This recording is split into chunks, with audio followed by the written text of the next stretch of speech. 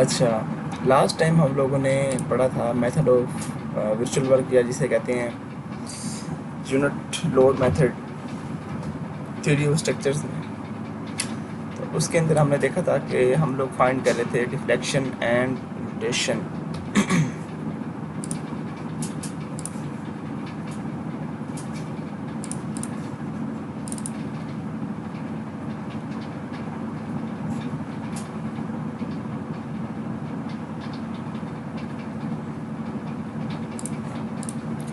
अच्छा जी, हम लोग फाइंड कर रहे थे डिफ्लेक्शन एंड रोटेशन।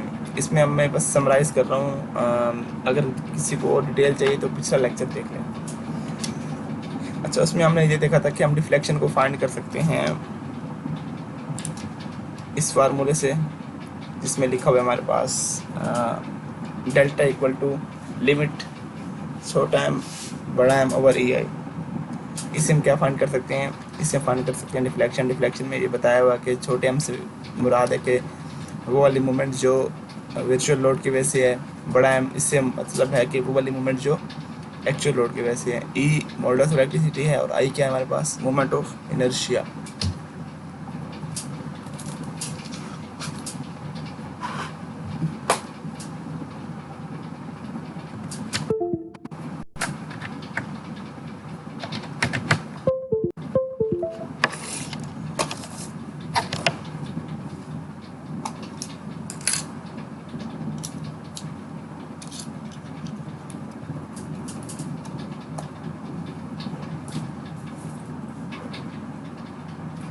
अच्छा, आइए हमारे पास क्या है? Moment of inertia. सिमिलरली हम वहाँ से हमने अगर रोटेशन फाइंड करनी है, रोटेशन का स्लोप भी कहते हैं, ये देखें लिखा हुआ रोटेशन स्लोप, वो फाइंड कैसे करेंगे? Theta equal to limit zero से L M theta M over E I. अच्छा, हमने उसके बाद ये सबको डिस्कस किया था पिछले लेक्चर में, और हमने क्या किया था? ये न्यूमेरिकल किया था, determine the displacement of point B. ये वाला हमने न्यूमेरिकल किया था, ये इस तरह मैनुअल। इसमें क्या था कि हमारे पास एक बीम दी हुई है, तो उसने कहा था कि स्टील की बीम है, आप इसके क्या फाइंड करें? आप इसके डिस्प्लेसमेंट या रिफ्लेक्शन फाइंड करें। हमने देखा इसमें कोई कंटिन्यूटी नहीं थी, हमने क्या सोचा कि हम इसकी एक लिमिट लेंगे 0 से 10, और डिफ्लेक्शन का फार्मूला आपको राइट साइड पर नज़र आ रहा है, हमने ये फार्मूला अप्लाई कर दिया था। ठीक है, हमने डिफ्लेक्शन का फार्मूला लगाया। अच्छा, इसके लिए हम क्या करना होता है? हमें इस फार्मूले को अगर गौर किया जाए, इस फार्मूले में हमें चाहिए छोटा एम बड़ा एम ई आई। छोटे एम से मुराद है कि movement due to virtual load. Virtual load से क्या मतलब है कि हम इस बीम में से हम सारी लोडिंग मिटा देंगे, और जिस पॉइंट पे हमें डिफ्लेक्शन चाहिए उस पॉइंट पे सिर्फ एक यूनिट लोड लगा देंगे। क्योंकि हमने डिस्कस किया था ना यहाँ पे, अगर हमें चाहिए डिफ्लेक्शन तो हम क्या यूनिट लोड लगाते हैं, अगर हमें चाहिए रोटेशन या स्लोप हम क्या यूनिट मूवमेंट लगाते हैं। अब हमें क्या चाहिए था? डिफ्लेक्शन, हमें यूनिट लोड लगाया। अब इसने क्या किया? पॉइंट बी पे चाहिए डिफ्लेक्शन, हमने क्या किया? हमने एक वर्चुअल लोड वाली डायग्राम बनाई, सब लोडिंग हटा दी और एक न्यूटन की फोर्स यहाँ लगा दी। और क्योंकि इसके अंदर हम शुरू कर रहे हैं राइट से लेफ्ट, तो हमने एक सेक्शन काटा।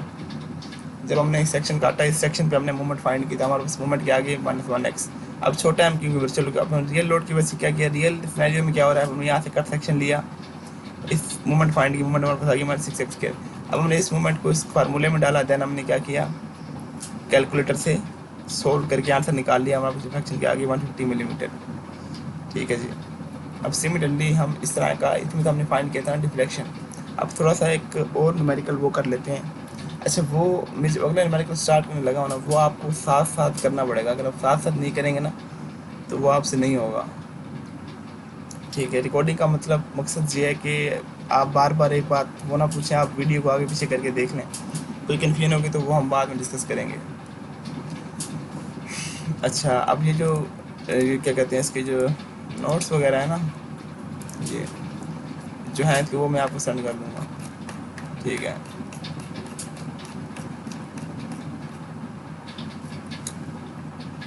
अच्छा, ये वाला जो न्यूमेरिकल है ना 9.7, तो हमने कर लिया था।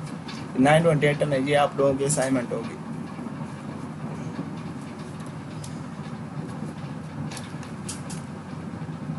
अच्छा, हम अगला न्यूमेरिकल स्टार्ट करने लगे हैं। वो ये कह रहा है कि find the slope rotation of beam at point A and B. अब इसके अंदर देखें, इसके अंदर वो कह रहा है कि आपको स्लोप रोटेशन फाइंड करनी है, लेकिन 2 पॉइंट्स पे, ए और बी पे। अब ये हमारे पास एक लोडिंग दी हुई है, डायग्राम एक फिगर दी हुई है, बीम दी हुई है, ठीक है ना। अब इस सबसे पहले हमने क्या करना है कि हमने देखना है कि इसमें डिसकंटिन्यूटी तो नहीं आ रही। इसमें डिसकंटिन्यूटी आ रही है, एक यहाँ पे डिसकंटिन्यूटी आ रही है, और यहाँ पे आई टू आई, मतलब जो इसका मोमेंट ऑफ इनर्शिया है वो भी चेंज हो रहा है। आपको नहीं पता आई क्या होता है, मोमेंट ऑफ इनर्शिया क्या होता है, आप पहला वाला लेक्चर देखें। अच्छा, इसमें क्या है कि मोमेंट ऑफ इनर्शिया चेंज है ना, मतलब लोडिंग हमारी चेंज हो रही है, डिसकंटिन्यूटी आ रही है, तो हमें इसके अंदर ना काफ़ी सारी लिमिट लेनी पड़ेंगी सॉल्व करने के लिए। अच्छा, अब ये हो गया। उसके बाद हमने देखना है, हमने क्या फाइंड करना है, spot reaction. Spot reaction find करने का सिंपल तरीका है, आपको पता है कि R A plus R equal to 30। ये हमने इसके क्या फाइंड किया, स्पॉट रिएक्शन 30 आ गया। अब हमने ए पे मोमेंट 0 लिया है, देन हमने क्या किया कि 30 इंटू 6, 30 है ना, ये आर भी जो हमारे पास ऊपर 30 है ना, 30 इंटू 6 होगा। अब क्लॉक वाइज पॉजिटिव है, यहाँ से हमने आर बी की वैल्यू निकाल ली, देन आर बी की वैल्यू को इस इक्वेशन 1 पुट की, आर ए की वैल्यू आ गई 22.5। अच्छा, ये तक हमने यहाँ पे हमें 2 रिएक्शन चाहिए थे, आर ए और आर बी, हमने क्या निकाल लिया, आर ए और आर बी हमने निकाल ली। अच्छा, अब हमने नेक्स्ट क्या करना है, नेक्स्ट हमने ना, हमें क्या चाहिए, एम और बड़ा एम और छोटा एम। अब उसके लिए हम पहले छोटे एम के लिए क्या करेंगे, वर्चुअल मूवमेंट डायग्राम बनाएंगे। अब हमने क्या करना है, हम इसके लिए 2 डायग्राम बनेगी। अब वो कह रहा है 2 पॉइंट्स है ना, मीन्स के हमारे पास क्या बनेगी, 2 डायग्राम बनेगी या 2 फिगर्स बनेंगी, जिसके अंदर हम पहले सब कुछ रिमूव करके ए के पर यूनिट मूवमेंट लगाएंगे, और दूसरे में सब कुछ रिमूव करके बी पे क्या लगाएंगे, यूनिट मूवमेंट। स्लो रोटेशन के लिए यूनिट मूवमेंट ही लगती है। अच्छा जी, अब हम क्या कर रहे हैं, हम 4 एम थीटा ए के लिए हम क्या कर रहे हैं, हमने सब लोडिंग्स रिमूव कर दी। एक बात में याद रखनी है, सिर्फ लोडिंग रिमूव करनी है, ठीक है ना, स्पोर्ट्स रिमूव नहीं करनी।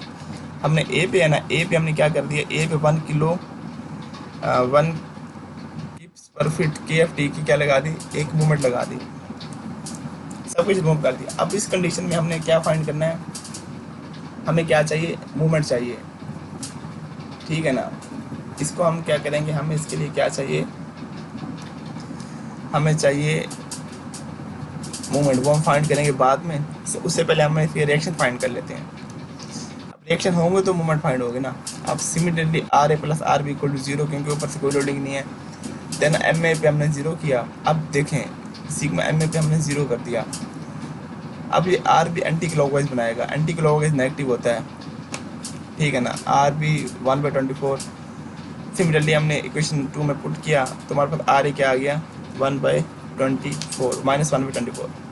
आर बी की वैल्यू निकले, ये था एम थीटा ए के लिए। अब एम थीटा बी के लिए हमने रिएक्शन निकाल लेते हैं। एम थीटा बी, ये एम थीटा बी के लिए हमने सब कुछ रिमूव कर दिया, सब कुछ रिमूव कर दिया। बी पे 1 किलो फुट की फोर्स लगा देते हैं। हमने आर और आर बी कैलकुलेट किया इस फार्मूले से, R A plus R B equal to 0, ठीक है ना। आर बी हमने इस फार्मूले से कैलकुलेट किया, हमारे पास आर बी की वैल्यू आ गई 1/24, आर ए की 1/24। अच्छा, अब क्योंकि हमें मूवमेंट्स चाहिए ना, एम थीटा एम बड़ा, तो अब ना क्योंकि इसमें ज़्यादा हैं पॉइंट्स हैं, तो उसको समराइज करने के लिए हम एक टेबल बना लेते हैं। Portion, origin, limit, M theta B I. Portion से मुराद है कि बीम का portion, A C C D D E B.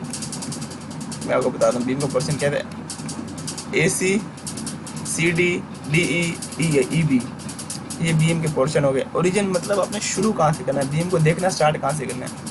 अगर आपका ओरिजिन ए है ना, अगर है आपका ओरिजिन ए,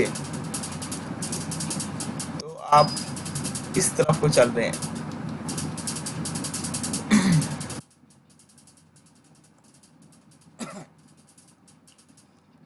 अगर आप ओरिजिन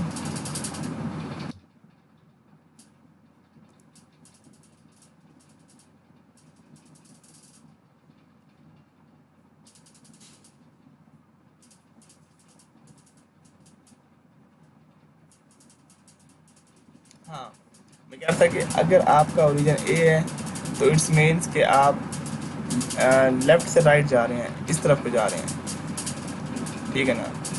अगर आपका ओरिजिन बी है,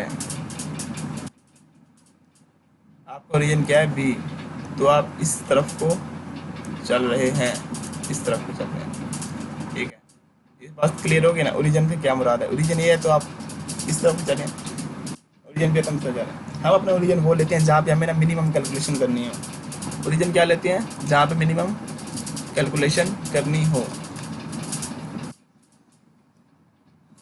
अच्छा जी, ओरिजिन हमने ए सी ले लिया, ओरिजिन ए है, लिमिट ए है, एम। पहले मैं आपको एम की कैलकुलेशन दिखाता हूँ। एम की कैलकुलेशन में आपको डिटेल में दिखाऊंगा, ठीक है, बाकी आपको खुद समझ आ जाएगी किस तरह करना है। अब एम है ना, हमने फाइंड करना है पोर्शन ए सी के लिए। ओरिजिन ए ले रहे हैं, लिमिट 0 से 6 ली हुई है। लिमिट 0 से 6 लेने से क्या मुराद है, 0 है ना यहाँ पे, यहाँ तक आएंगे तो 6 हो जाएगा ना, डिस्टेंस है ये 0 से 6। फिर उसके बाद 6 से 12, इस तरह 0 से 6, 6 से 12 आपने लिमिट ली। आपसे आपने ए सी, इसको ना मैंने थोड़ा डिटेल में किया है मैं आपको। अब देखें, पोर्शन ए सी के लिए आपने ओरिजिन ए लिमिट ली है, आपने एम फाइंड करना है। मीन्स एम क्या होता है, ड्यू टू एक्चुअल लोड। ये मैंने किया है, देखें समझाने के लिए सिर्फ। पोर्शन ए सी है ना, पोर्शन ए सी, उसका ओरिजिन ए। अब ये हम इसको ड्रा करेंगे ना, इस तरह बनेगी ए सी ओरिजिन ए। अब यहाँ पे डिस्टेंस हमने क्योंकि इसको कट कर दिया ना, ये जो है ना, ये जो नज़र आ रहा है आपको, ये मतलब हमने कर दिया। जहाँ पे बीम को काटते हैं वहाँ पे हमारे पास मूवमेंट होती है, बाकी फोर्सेस भी होती हैं, लेकिन हमें यहाँ पे मूवमेंट चाहिए। बीम को काटा, मूवमेंट आ गई। अब एम की वैल्यू कैलकुलेट करनी है इस कट सेक्शन पे। अब हम चल रहे हैं लेफ्ट से राइट, ओरिजिन ए है ना, हम क्या कर रहे हैं, लेफ्ट से राइट चल रहे हैं। 22.5 इंटू एक्स, डिस्टेंस हमें नहीं पता क्योंकि हमने बीच में कहीं भी काट दिया है, 6 से थोड़ा सा पहले काट दिया, हमें नहीं पता एक्चुअल डिस्टेंस क्या है। हमने क्या किया, 22.5 इंटू एक्स क्लॉकवाइज था, ये एम की वैल्यू आ गई 22.5 एक्स। तो हमने ये वैल्यू कहाँ लगा दी, ये वैल्यू हमने इस टेबल में लिखी 20.5 एक्स। अब लिमिट हमारे पास पोर्शन सी डी है, लिमिट हमारे पास 6 से 12, मतलब ए से सी से डी जाना है। अब ये देखें, इधर देखें, ए से सी से डी, क्योंकि पोर्शन सी डी है ना हमारे पास, हमने डी तक जाना है। ओरिजिन ए है, अब ओरिजिन ए है तो हमें ए को बीच में शामिल करना पड़ेगा, ठीक है ना। अच्छा, हम देखें क्या क्या फोर्सेज लग रही हैं एक्चुअल लोड के ऊपर, वर्चुअल पे नहीं एक्चुअल पे देखें। हाँ जी, हमें ये तो पता है कि ए से लेके 6 तक, सी तक 6 है। हमें क्या पता है, हमें ये पता है कि ए से लेके सी तक क्या है, 6। हमें ये नहीं पता कि ए से लेके एंड तक क्या है, ठीक है ना। उसको हम कहेंगे एक्स। ये हमें लिखा हुआ है 6 तक तो है ये, लेकिन आगे एक्स है। अब यहाँ पे हमने इस पॉइंट पे मूवमेंट कैलकुलेट करनी, क्योंकि हमने बीम को कट कर दिया। जहाँ पे बीम कट किया, डी पॉइंट से थोड़ा सा पीछे कट किया, देखा ना, डी आगे, डी से थोड़ा सा पीछे कट किया। अब जहाँ पर कट किया, आपको वहाँ पर क्या चाहिए, आपको वहाँ पर मूवमेंट चाहिए, एम बड़े वाला होगा ना। अच्छा, ये देखें 22.5 इंटू एक्स क्लॉकवाइज कर रहे हैं ना, 20.5 इंटू एक्स हो गया। अच्छा, अब ये 30 एंटी क्लॉकवाइज करेगा, -30 तो आ गया। अब डिस्टेंस क्या है 30 का, यहाँ तक क्या डिस्टेंस है, यहाँ तक 30 का डिस्टेंस है x - 6, ऐसे है ना। यहाँ तक क्या डिस्टेंस है, यहाँ तक 6 है हमारे पास, आगे डिस्टेंस है x - 6, मतलब x हमारे पास है, उसमें 6 निकाल तो जो बचता है वो डिस्टेंस है। ये आपके पास m की वैल्यू आ गई 20.5x - 30 इंटू x - 6, ये 20.5 में 30 x - 6 सिमिलरली। अच्छा, अब हमने क्या किया, अब हमने ऐसा किया कि हमने पोर्शन ले लिया डी ई, लेकिन ओरिजिन बी कर लिया। अगर हम ओरिजिन ए लेते हमें पूरी बीम की कैलकुलेशन करनी पड़ती। ये देखें, हमने ना अब कैलकुलेट करने के लिए ओरिजिन बी ले लिया, क्योंकि अब मैं यहाँ पे चल रहा था ना, मैंने यहाँ से यहाँ तक, आप यहाँ से यहाँ तक मैंने ना पोर्शन ले लिया, फिर यहाँ से यहाँ तक ले लिया। उसके अंदर ना जब मैंने डी पे लिया ना कट सेक्शन, मुझे ये वाला भी ऐड हो रहा है, ये वाला भी ऐड हो रहा है। अब मैं अगर यहाँ तक भी लेता तो ये तीनों ऐड होते, इक्वेशन कॉम्प्लेक्स हो जाती। बजाय इसके मैंने क्या किया, मैंने ये किया कि जब मैं मिड में आ गया ना, मैंने ओरिजिन बी ले लिया। अब ओरिजिन बी से मैं चल रहा हूँ ना इस तरफ को, तो मुझे कैलकुलेशन कम करनी पड़ रही है। मैं यहाँ से एक कट सेक्शन ये ले लूँगा, एक कट सेक्शन ये ले लूँगा, मेरे पास क्या आ जाएगा, आपको दोबारा दे देंगे। अच्छा जी, अब मैंने पोर्शन डी लेना था ना, लेकिन मैंने ओरिजिन क्या ले लिया, ओरिजिन मैं ले लिया बी। अब बी से मैं चला, बी से चला, मेरा डी ई पोर्शन था, बी आया ई आया, डी से पहले मैंने कट कर दिया।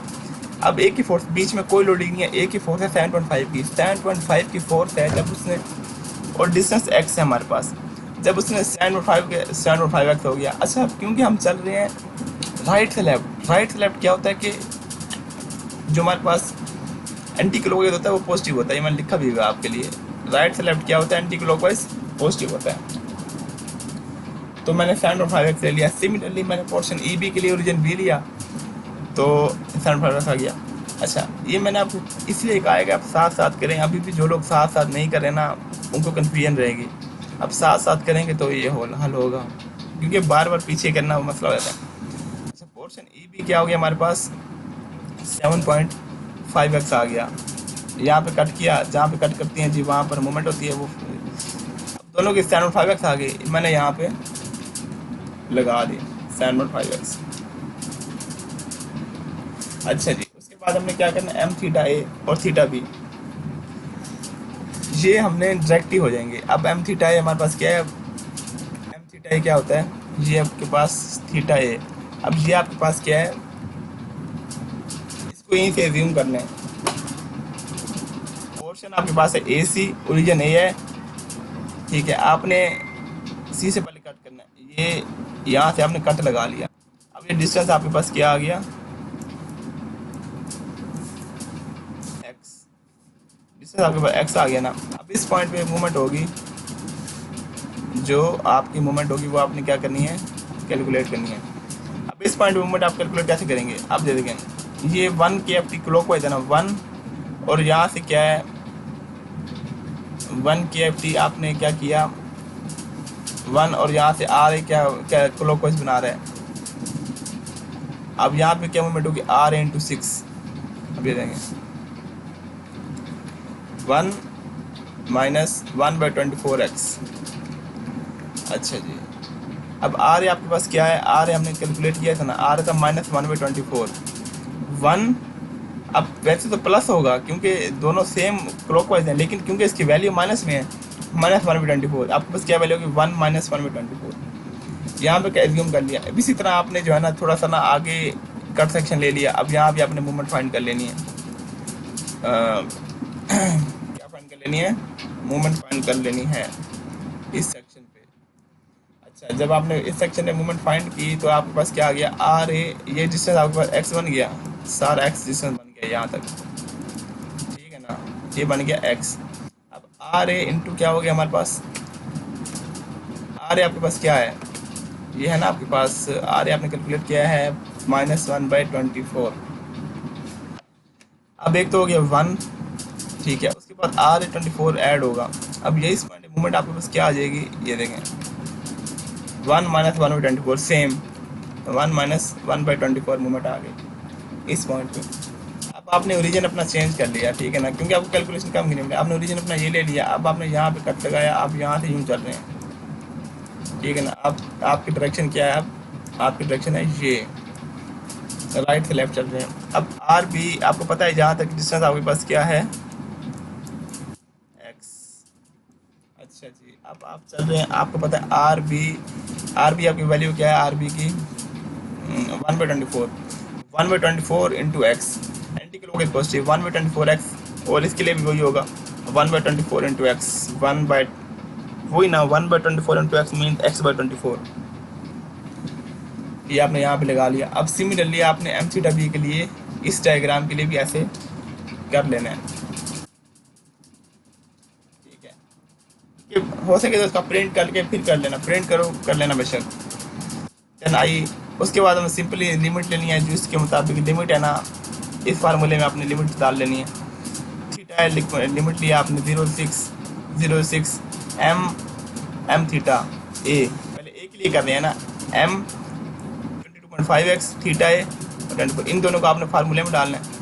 मैंने जहाँ 22.5x डाला, 1 - 1/24x, 1 - 1/24x डाला, ठीक है, प्लस लिमिट हमने क्या की, इसकी लिमिट थी 0.6, आगे इसकी क्या लिमिट 6 से 12, लिमिट 6 से 12 डाल दी, अच्छा 1 ओवर ई आई को मैं बाहर निकाल रहा हूँ, देखो और करो जरा, 1 ओवर ई आई को मैं क्या कर रहा हूँ, बाहर निकाल रहा हूँ। अब हमारे पास इस वाले पोर्शन की क्या वैल्यू थी, 2 ई आई, मैंने 2 ई आई को बाहर निकाल लिया, क्योंकि बाद में कभी हिंदी हो जाएगी ना।